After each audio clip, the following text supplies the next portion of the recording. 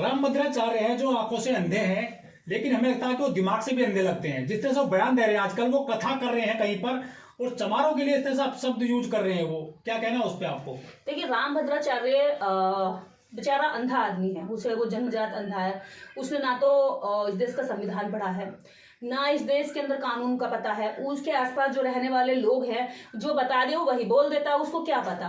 क्योंकि रोटी भी तो खानी होगी, भूखा नंगा कैसे रहेगा। अब रोटी खानी है, टॉयलेट जाने के लिए भी किसी की सहायता चाहिए, हगने के लिए भी चाहिए, और कपड़ा लत्ता उतारने के लिए भी चाहिए, तो अकेला तो जाएगा नहीं। इसलिए इस आंखों के बेचारे ये दृष्टिहीन व्यक्ति का इस्तेमाल कर रहे हैं ये पाखंडी लोग कि भाई हम तुझे टॉयलेट नहीं ले जाएंगे, तुझे ऐसा बयान देना पड़ेगा, तुझे खाना नहीं देंगे, तुझे ऐसा बयान देना पड़ेगा। इस बेचारे से मजबूरी में ये बुलवा रहे हैं। ये बेचारा अंधा आदमी, इसका क्या दोष है? इसे रोटी वोटी खानी हो तो ये सब बोलना ही पड़ेगा। लेकिन कोई बात नहीं, कानून जो है अंधों का भी इलाज कर। लेकिन जिसने समाज में जातिवाद नहीं देखा, जातिवाद करा भी नहीं होगा, लेकिन दिमाग से कर रहे हैं, इनको किसने इतना जातिवाद इनके अंदर भरा है? ये तो अंधे हैं ना, समाज में कुछ देख नहीं पा रहे हैं, तो ऊंच नीच भी नहीं देखी इन्होंने, तो ना किताब पढ़ी है ना इतिहास पढ़ा है इन्होंने। तो ये जहर कहां से आ गया इस अंधे आदमी के अंदर? मनुस्मृति, ये जहर मनुस्मृति। तो उसको तो पढ़ना पड़ता है ना मनुस्मृति को भी। तो कान तो है ना, उसके कान तो सही है, उसकी आंखें तो खराब है, कान तो उसके अच्छे हैं ना।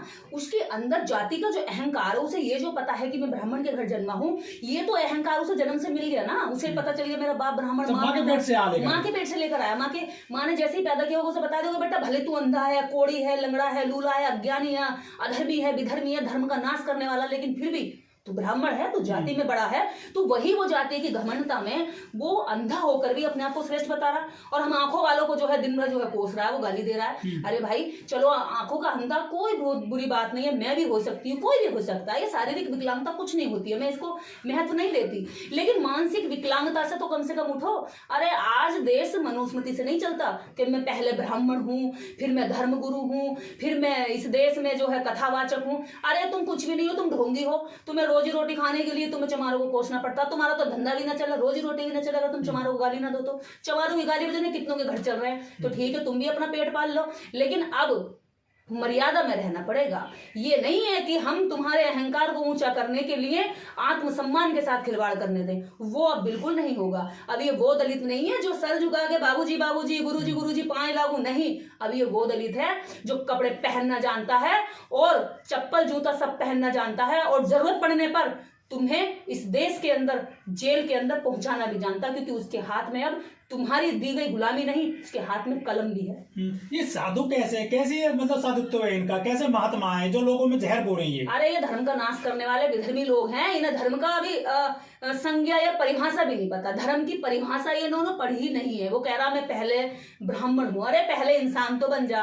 तू खुद को ब्राह्मण भी बता रहा, कथावाचक भी बता रहा, और इस देश के अंदर धर्मगुरु भी बता रहा, लेकिन तूने एक बार भी कभी ये नहीं बताया कि मैं पहले इंसान हूँ। उसमें और हम में यही अंतर है। हम कहते हैं हम पहले इंसान हैं, उसके बाद हम भारतीय हैं, और तीसरे नंबर पर हम किसी और तरह के किसी संप्रदाय या वर्ग के कहे जा सकते हैं। लेकिन सबसे पहले हमारी पहचान है भारतीय होने की और इंसान होने की। लेकिन ना भारतीय होने की बात करते हैं ये, ना इंसान होने की बात करते, बस इन्हें तो एक ही घमंड है ब्राह्मण होने का। अरे तुम काहे का घमंड करते हो? मुंह से पैदा होने का घमंड। मुंह से भैया कोई डिलीवरी नहीं हो सकी, कोई बच्चा ना हो सके, मुंह से आज तक कोई पैदा नहीं हुआ।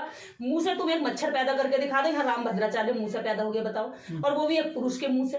तो पुरुष जो डिलीवरी करते हैं इनके यहाँ पर, वो भी सही जगह से नहीं करते, पेट से नहीं करते, मुंह से करते हैं। तो ऐसे अनलॉजिक बातों के आधार पर ये खुद को ऊंचा मानते हैं, जिन बातों में ना तो कोई तथ्य होता है ना लॉजिक होता है। तो ऐसी बातों को अब लोग जब हम बताते हैं तो बच्चे भी कहते हैं आप क्या फनी बातें कर रहे हैं। बच्चे इस पर हंसते हैं, चुटकुले बने हुए हैं, और ये अपने इसी बात पर श्रेष्ठ बनाते हैं। अब तुम्हें नीचे आना पड़ेगा, बराबरी में आना पड़ेगा, ज्ञान से टक्कर लो, मूर्खता से अब काम नहीं चलने वाला। बहुजनों में दलितों में जो भी नेता बड़े होते जा रहे हैं, कद उनका बढ़ रहा है, हो गए प्रसिद्ध, जैसे बाबा साहब के लिए, चंद्रशेखर के लिए ये भाषा भी इन्होंने ऐसी यूज करी है।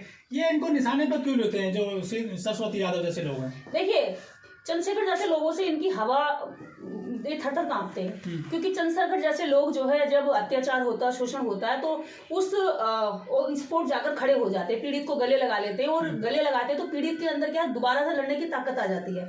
और ये इसी बात से घबराते हैं कि पीड़ित तो रो पीट के घर में बैठना चाहिए था, लेकिन पीड़ित तो लड़ने के लिए तैयार हो रहा है। तो लड़ने के लिए जो समाज तैयार हो रहा है उसमें कहीं ना कहीं आजाद चंद्रशेखर जी का बहुत बड़ा रोल है इस देश के अंदर। तो ऐसे लोगों से नफरत तो पनपेगी। जो बोलना सिखाते हैं, जो लड़ना सिखाते हैं, जिनके पास ये जज्बा होता है कि जाओ लड़ो, चाहे अंत कुछ भी हो, लेकिन लड़ने के लिए तो कम से कम उठो। और इस समाज को लड़ने के लिए ही तैयार करना पहली महत्वपूर्ण बात है, क्योंकि इस समाज को इतना दबाया गया, इतना दला गया, इतना पीसा गया है कि इसका आत्मविश्वास भी पीस के रख दिया गया। तो इसको बताना पड़ेगा कि इस देश के अंदर चंद्रशेखर जैसे लोग भी हैं, इस देश के अंदर महारों का आंदोलन भी हुआ है, इस देश के अंदर महारों ने युद्ध भी जीता है, और इस देश के अंदर बाबा साहब डॉक्टर अम्बेडकर जैसा ज्ञान का सूर्य भी पैदा हुआ है। तो ज्ञान की तरह और लड़ाई की तरह दोनों बातों को हमें हमारे समाज को सिखाना है। और वो अब बहुत सारे लोगों के जागरूकता अभियान चलाने की वजह से लोग जाग रहे हैं, जिसकी वजह से इनकी आंखों में बहुत चुभन है, इनके पेट में मरोड़ है, दर्द है, लेकिन ये दर्द तुम्हारा बरकरार रहेगा, क्योंकि तुम्हारे दर्द को ठीक करने के लिए हम अपना बोलने का अधिकार नहीं छोड़ेंगे, हम अपने राइट्स नहीं छोड़ेंगे। और रही बात तुम्हारे ऊंचा होने की, तो तुम्हारे ऊंचेपन को हम अपनी जूती के नीचे रखते हैं। हम अगर किसी को ऊंचा मानते हैं तो वो संविधान को मानते हैं और बाबा साहेब को मानते हैं। तुम जैसे लोग हमारे आदर्श कभी नहीं बन सकते।